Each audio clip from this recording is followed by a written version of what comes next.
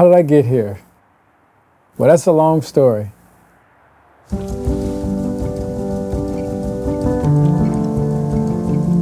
I wouldn't say I was the black sheep of my family, but I was the one that was always in the street, where everybody was out doing their thing. I was the one always trying to get to know the world, trying to find myself where I belong in the world, because I was so just off. I was completely off. If I would have stayed in school, then I think my life would have turned out better. Not saying that it's better or worse, but I think I'd have turned out much different. I'd have had a career, because I'm just now starting a job at 44. My name is Angelo. Welcome to my home, my first home I just purchased. I'm employed at Myers Tools as a machinist. I work 6 machines.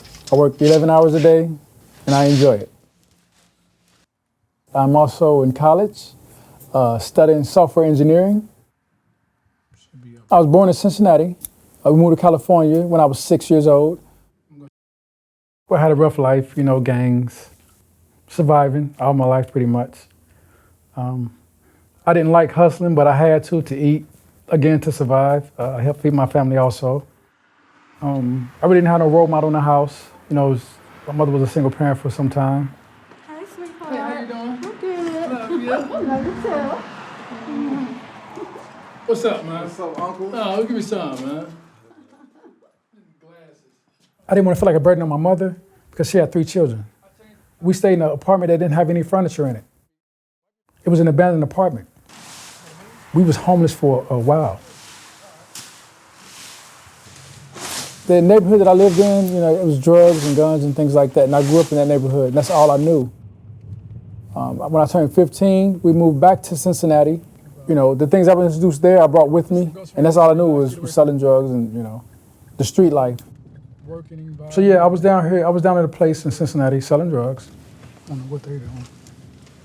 But yeah, this one right here, the one in the middle right there, that's where I cut my case at, upstairs on the 4th floor. I knew something was wrong when a guy came in and something didn't set right. I was in a room and I just heard all the commotion. And I heard everybody screaming, so I'm assuming everybody's just getting killed. So I returned fire. And in the process of returning fire, I accidentally shot a friend of mine. I went to jail for obstruction of justice. 3 days later, they charged me with murder. Come to find out, they said that my bullet was the one that struck her. I didn't know what to do. I was devastated.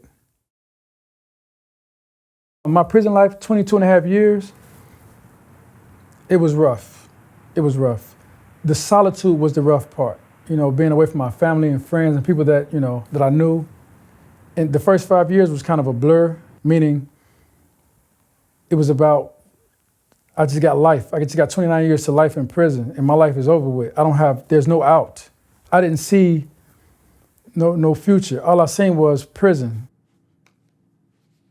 For the next 15 to 20 years, I read different books. I tried to better myself inside. So after 22 years, I was released, and I stuck to that. Education, work hard, and it's paying off. Me going to college is paying off. My job is paying off. I was able to purchase a home. Doing the right thing pays off. My situation don't define who I am. The way I grew up don't define who I am today. I had to survive. I could not change my life back then as a child because I didn't know any better.